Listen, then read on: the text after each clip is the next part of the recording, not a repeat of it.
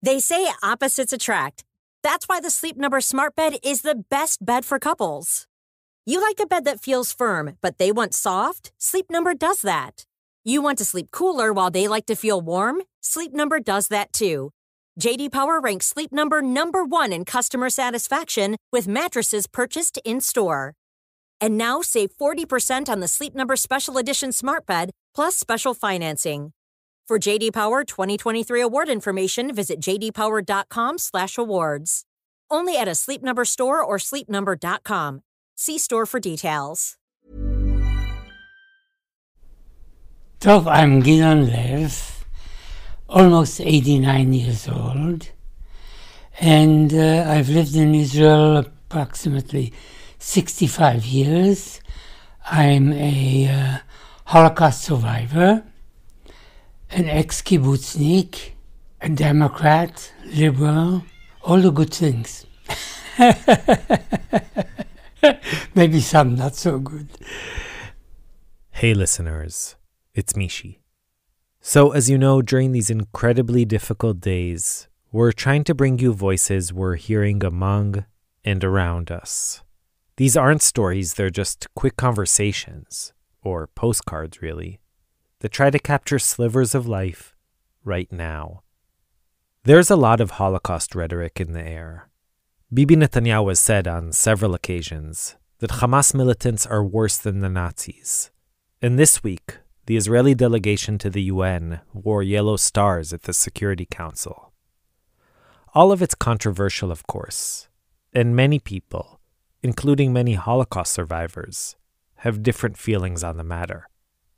Gidon Lev from Ramat Gan probably isn't exactly what you imagine when you think of a Holocaust survivor.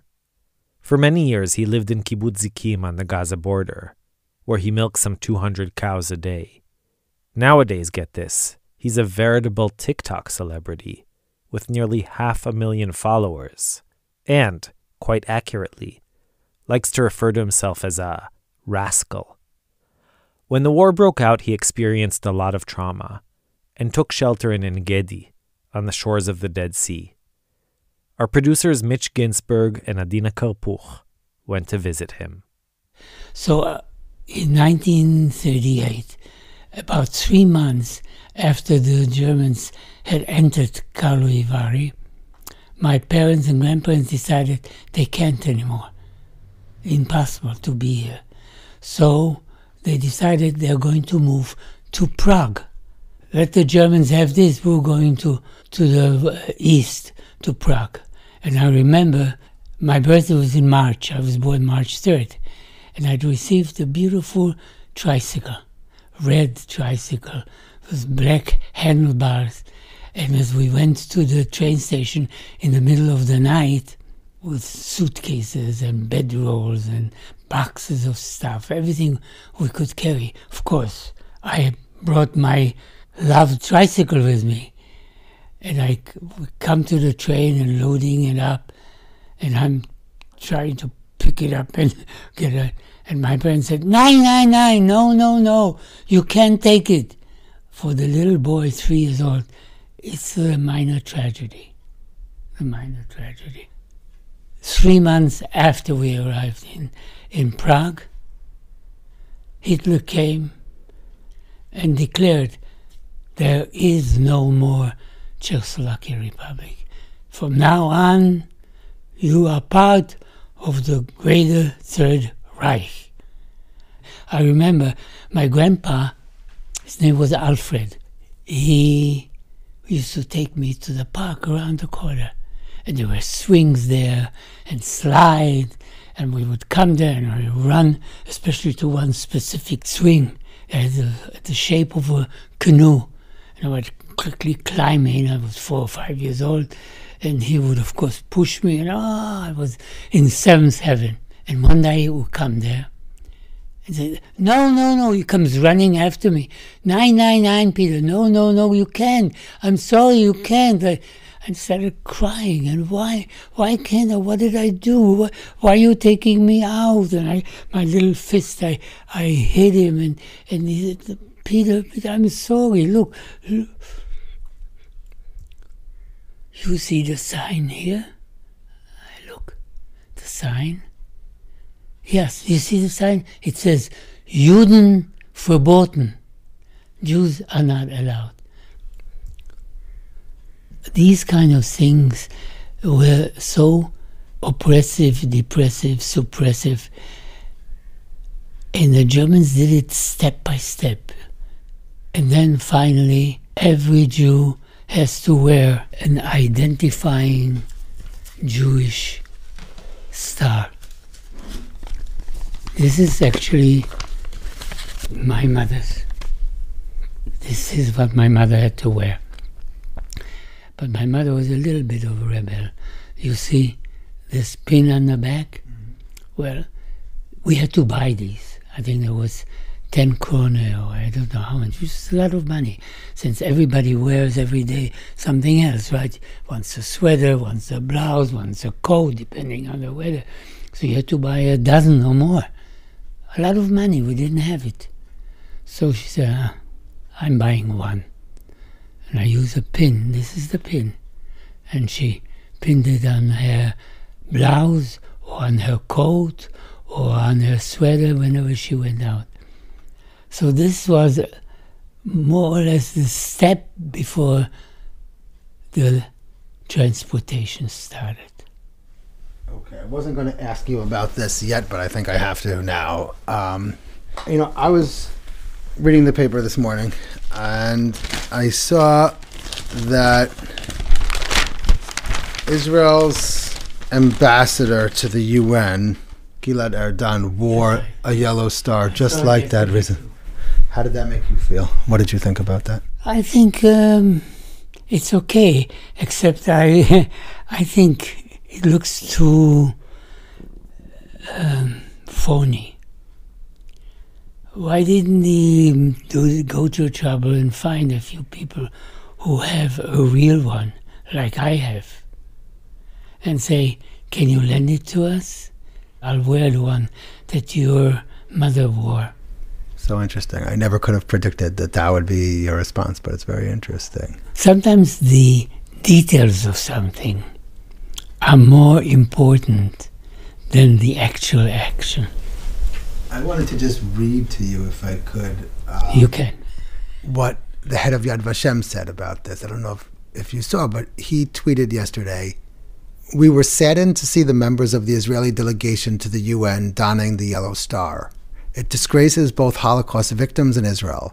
The yellow star symbolizes the Jewish people's helplessness and the Jews being at the mercy of others. Today we have an independent state and a strong army.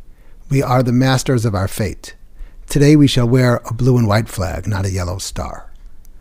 What do you think about that? Don't agree with him. Absolutely do not agree. It doesn't show us, doesn't make us weak, doesn't mean that we're only victims. But yes, we were victims. And this horrific attack that took place, the way it took place, did absolutely me, an 89-year-old survivor of the Holocaust, remind me of that period. It almost feels like the Hamas had German Nazi instructors. What to do, how to do it, when to do it, where to do it. It's exactly what the Germans did.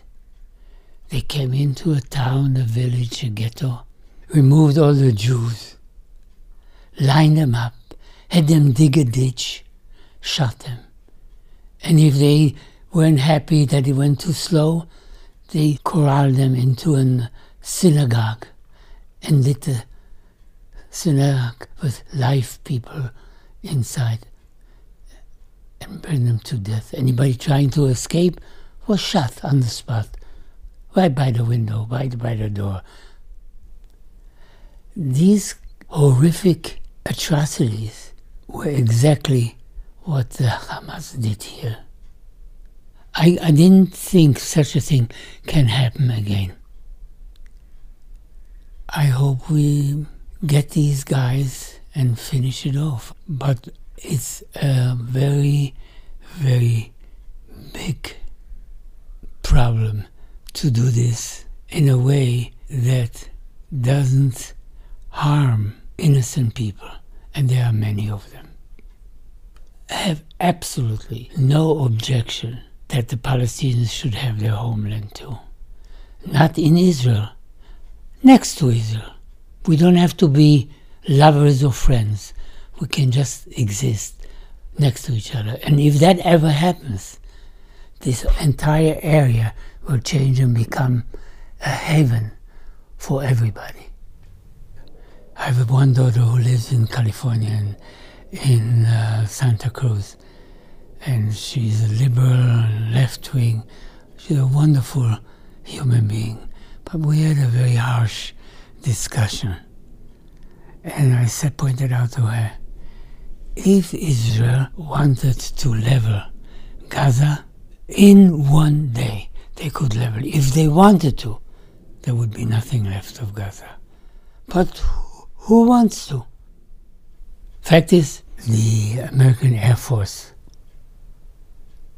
was bombing, excuse the expression, shit out of the Germans. Americans, that's what they did. They bombed civilians, schmivilians. They were all German Nazis as far as they were concerned, even if that's not so true. We are not perfect, but essentially we try as much as is possible to avoid civilians. The fact that Hamas uses civilians as a way of protecting themselves and to show the world how terrible we are, that we don't care about humans, is a big lie. We fight back. That's why the world is against us, because we fight back. The world loves Jews, dead Jews. My tendency is to fight back. I'm not anymore prepared to step aside.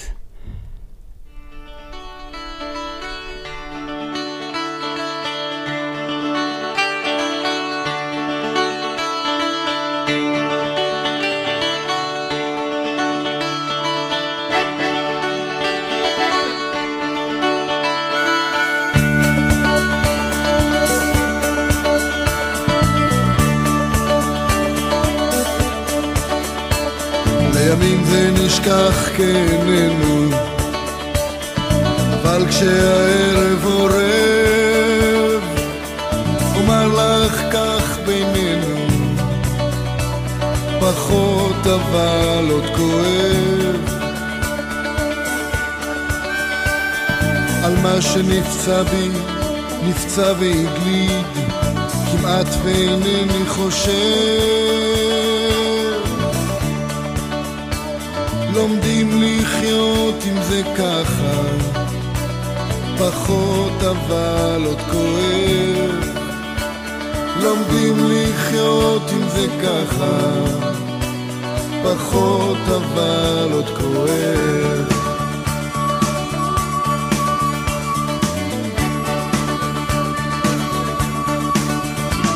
עם כוס רקיק אפשר להמתיק, אין קץ לבריחות, זה לא נעלם, רק רחוק או נרדם, וכואב אבל פחות, לא נעלם, רק רחוק, כואב אבל פחות,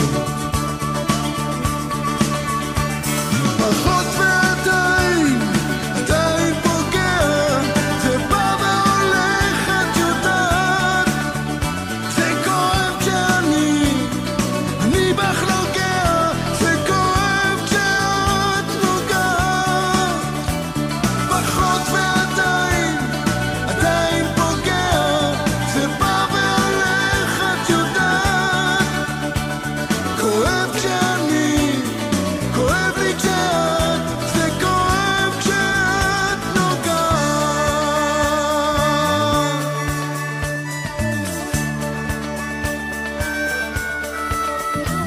לימים זה נשכח כאיננו, אבל כשהערב עורב, אומר לך כך בינינו, פחות אבל עוד כואב, כדי הנחות, ואם רע לי אני כותב,